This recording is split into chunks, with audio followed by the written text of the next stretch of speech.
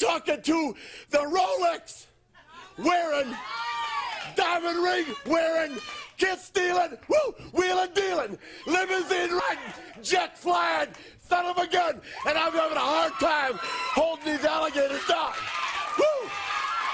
You were tuned in to the best, and that's no other than G5 Jeff TV. Hit the subscribe button, hit the like button. Please share this video, support your boy. Support good content at all times. All social media is in the description box, and please hit that bell icon so you can be notified when I drop that heat. Now, one of my favorite young fighters is Shakur Stevenson. A lot of people are familiar with him because he captured Olympic silver in the Olympics, and he lost the gold medal match, and he just broke down and cried, man. Like he cried after the fight, during the interviews, the next day. Like, you can tell when somebody put their heart and soul and dedication into something and they fall just a smidge bit short. And the thing is with that situation is it was in his hands. It was right there for him, and he couldn't quite pull it out. But it just showed the type of person, the type of kid that he is. He just puts his all into everything that he does, and that's why he's one of my favorite young fighters. Now, he fights at 126 pounds. That's the featherweight division for the people that do not know. And right now, he's 7-0 with 4 knockouts. And the thing with Shakur Stevenson, see, they're not just giving him just flat out bums. Like, they're not giving him guys that are like 3-25 or 5-30 or 2-18. They're giving them guys that's like 11-0, 12-0, but don't have no bodies on their resume. They're giving them guys that are like 15-2, 16-4, 16-5.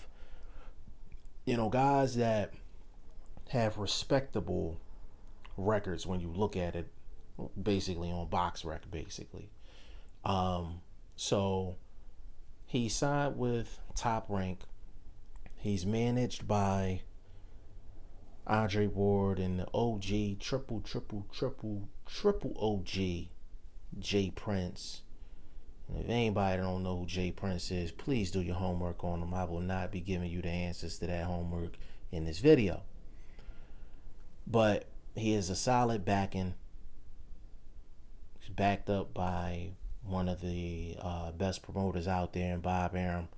We can say things about Bob Arum in terms of his promoting style and some of the things he does on the side, but he's been doing this for so long. You got to respect Uncle Bob Arum. And when you have this type of a talent, it's difficult not to put him on the fast track. And Shakur Stevenson, before I get into that, Shakur Stevenson is also known for the sparring that he had with fellow prospect Devin Haney. And I think it was Dante's Boxing Nation that originally put that sparring session up, and I think it was like 3 different segments of that sparring. And this was when Shakur Stevenson was in the Olympics, so this was a while ago. And the thing that was crazy about that is, from what I was reading, Devin Haney's people wanted Dante's Boxing Nation to actually take down the footage, like take down the sparring footage, which I found very interesting because when I watched the sparring, it just looked like 2 highly skilled guys just practicing. It didn't showcase, Shakur Stevenson being better than Devin Haney and vice versa. It was just 2 quality guys, 2 kids in there just working. I could see if Devin Haney got knocked down or knocked out or something like that and they wanted to take the footage down, fine. But, just 2 kids working, I didn't understand why they wanted it taken down, but I guess they wanted to keep the mystique of Devin Haney being, kind of the next one, and they don't want to see him in no type of light where he's being given competition or he's not looking dominant this early in his career. But, it is what it is with that. But Shakur Stevenson, he has the skill set, he has the persona, he has the backing for you to put him on the fast track, put him in the fast lane. But see, the thing is, with Shakur Stevenson, the best thing that he can do is try to be patient. That's the best thing that he can do, because the division that he fights in is completely loaded. It is completely loaded from the top guy to the 10th guy. You got Leo Santa Cruz.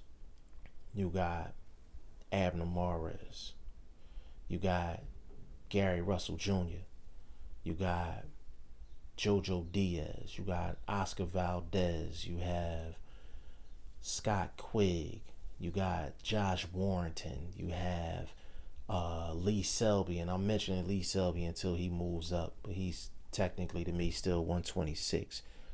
That's just about 7-8 guys right there. And there's probably about another 7-8 guys that are legit guys at 126 pounds.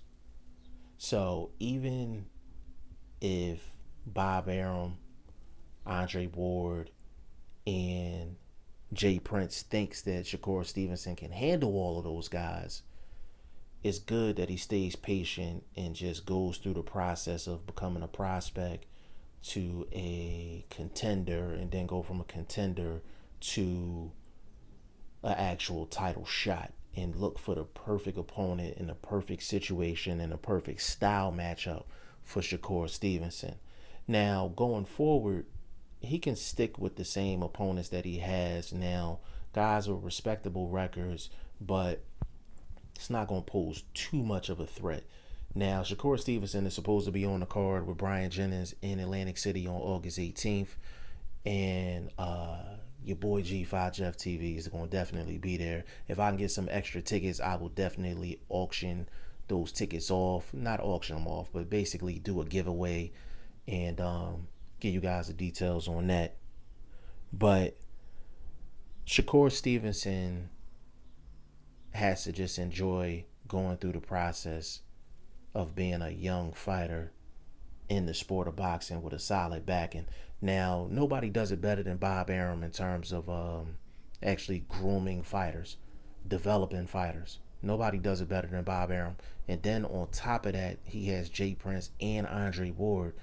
I mean, this kid is set up for success. He is set up for success. But the key to Shakur Stevenson's career is going to be matchmaking. Even when he gets to the top level, he has to be put in favorable matchups in terms of style.